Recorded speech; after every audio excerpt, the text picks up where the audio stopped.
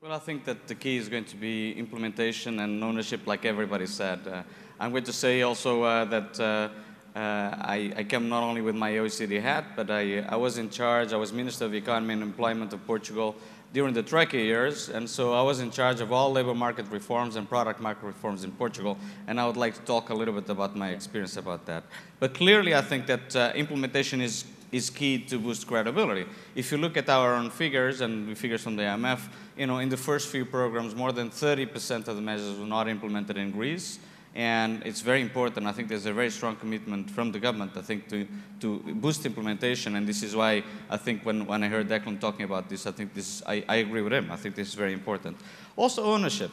Remember, should be a program not from the institutions of the Troika, or we want to call it, but as we learned in Portugal, is that we understood that this had to become our own program, especially on the reform part, which means I don't think that no Troika in the world is going to force you to implement reforms. You can even pretend that you pass a law, but you're not, your public administration might not implement it. So you better believe in the reforms. You better tell your public administration that these reforms are important, and they understand that are important.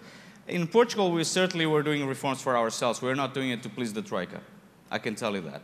And I think, in fact, we had some clashes with the Troika at the time, mostly in the product market reforms. I fully agree that in Greece, there were some mistakes that were done, like in Portugal and other countries, and we have to learn from mistakes. And I think that the new program has learned from the mistakes in a sense that at the start, the Troika was too focused on, like somebody, I think it was George had mentioned that, was too focused on fiscal, it was too focused on labor, partly because the Troika itself was not ready for the type of programs that we were designing for Europe. Perhaps only the IMF was a little bit more prepared, but even the IMF was not completely prepared because the IMF is very good in fiscal, very good in labor, but not so good in labor in structural reforms. And so, I'm putting my OECD hat, I really think that if during the program design, there were institutions like the OECD or people, institutions that deal with structural reforms, I think the programs would have been, to be honest, richer.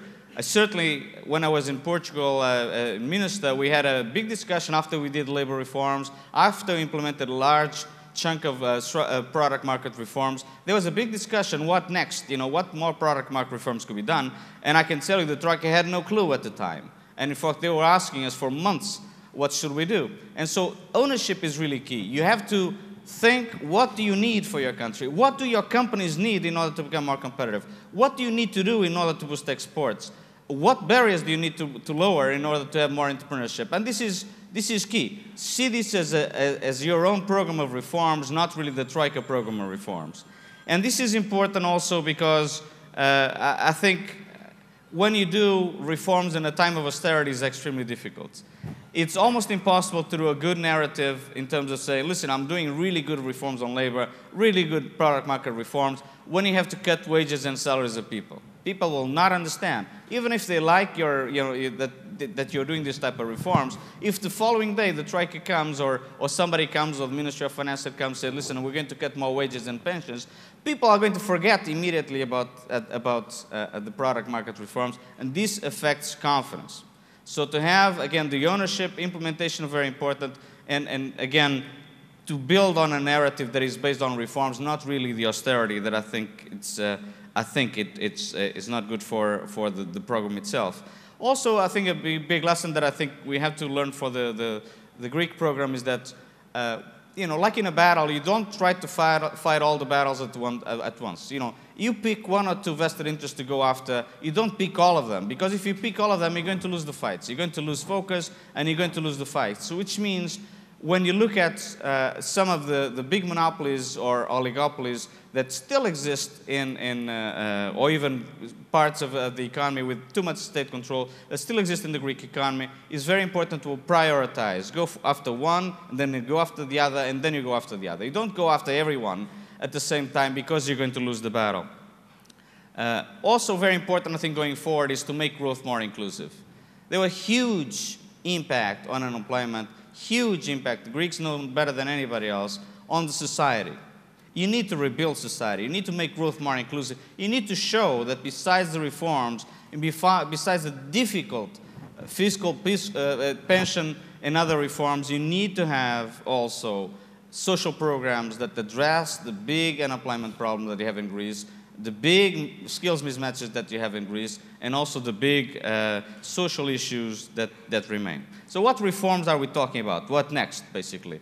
I do think that the key has to be, and I think the next speaker, I remember we saw in London, where we were talking with Luca once, she gave a wonderful presentation about the monopolies and the product market reforms that need to be done, and how big the markups are still exist in many sectors of the Greek economy. And so I think that this has to be the focus.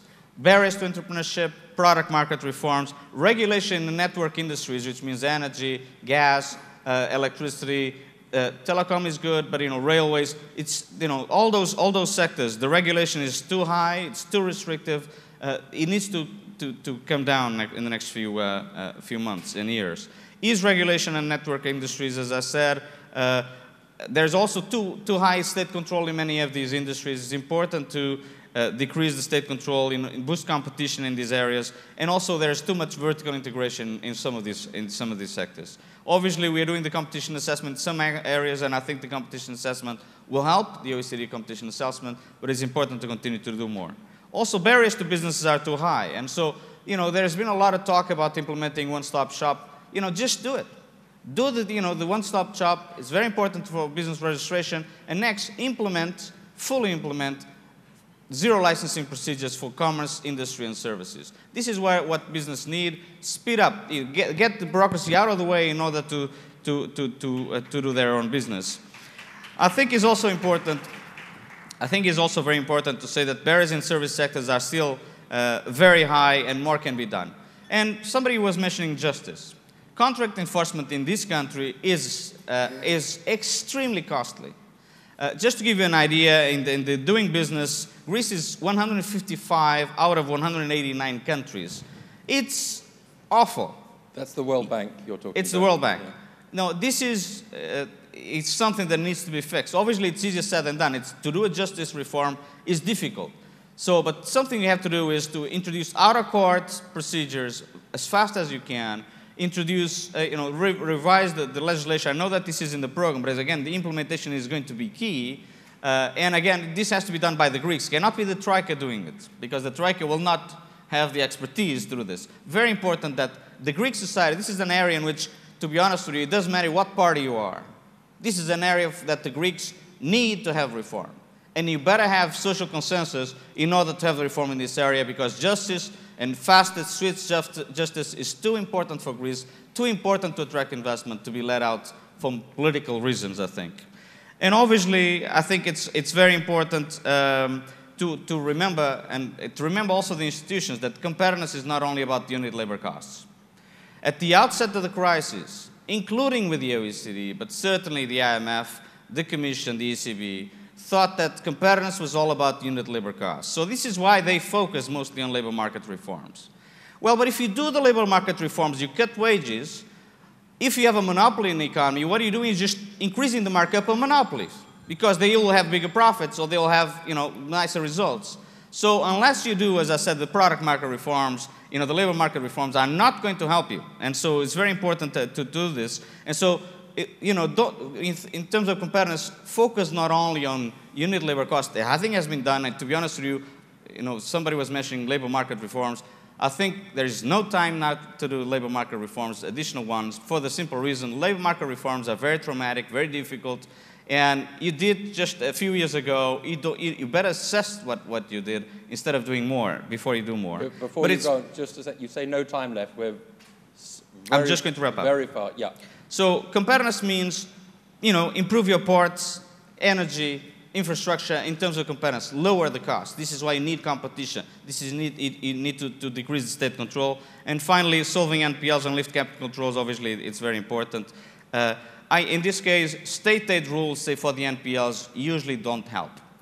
And in fact, Spain, when they introduced the bad bank, there was a time in which the state aid rules were slightly more relaxed. But right now, we think that it's very important if the NPLs create a serious economic disturbance. The OECD believes that it's important to speed up and facilitate the resolution of NPLs by not triggering bail-in procedures within the existing rules. State aid rules should not, and in fact, if you look at the treaty, the original treaty, state rules should not, according to the Article 107, should not apply to countries in emergency. If Greece has not been in emergency in the last 5 years, I don't know what an emergency is. So I do think the program should lift temporary state aid rules for Greece. And I think that's all. Two very quick